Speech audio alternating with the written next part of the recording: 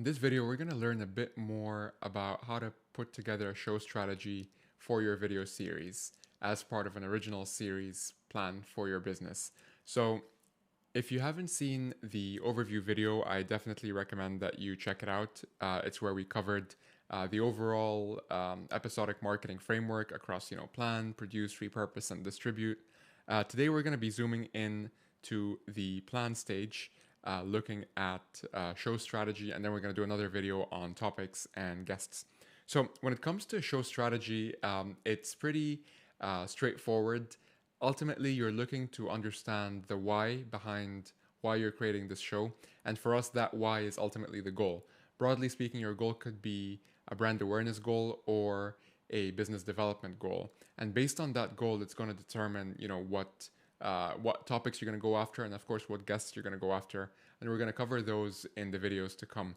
But when it comes to show strategy, after you've figured out the goal, you want to start looking at the different types of shows that you could create. So this could be anything from like a podcast talk show to creating something, that is more like a reaction video series, or something that is, a documentary or a panel discussion. There's so many different types of videos that you could create using technologies like Zoom, and all of these things could actually be done remotely as well. And of course, if you do have the option to do it in person and still stay safe, then by all means that could be an option. But today I wanted to talk about how to actually do that in a way that would also work remotely.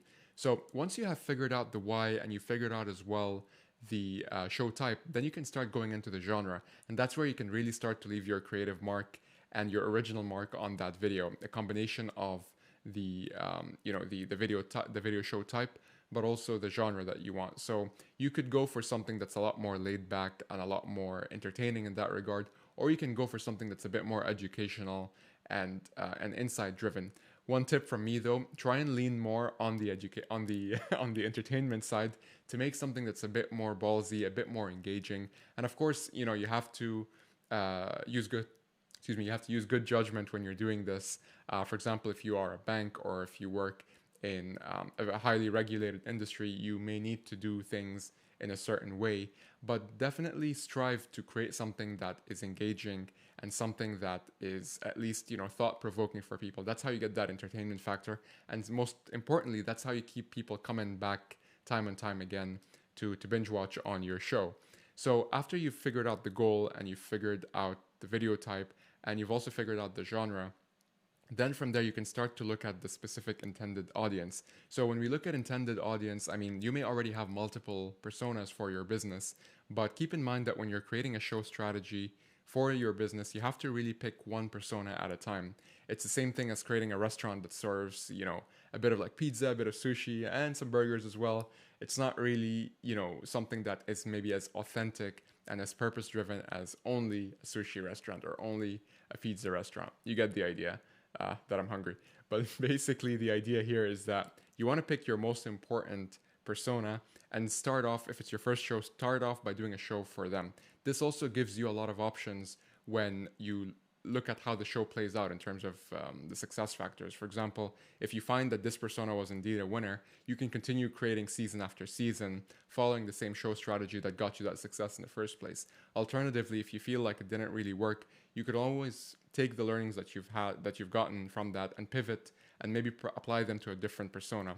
So classically, like especially in B2B, like different types of personas would be, for example, creating a show that's targeted towards decision makers in your industry, or targeting something towards maybe like end users or people that are more kind of like grassroots. They're going to share your content and your message inside the organization from bottom to top in that regard. So these are just some things to think about in terms of your intended audience. Next up, we go to looking at your show positioning strategy. This is basically your one-liner for rather not show positioning strategy or show positioning statement, I apologize.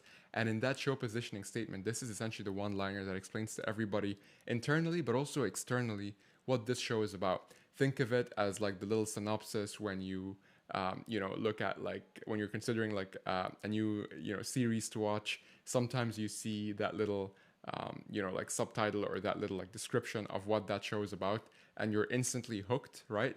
Or you're instantly like, okay, this is clearly not for me.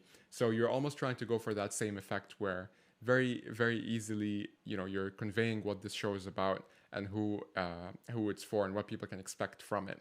So keep it short and sweet. A one-liner works best. Maybe push it to 2 lines if you really have to. But the goal is to keep it concise so that very quickly people can tell if this show is for them.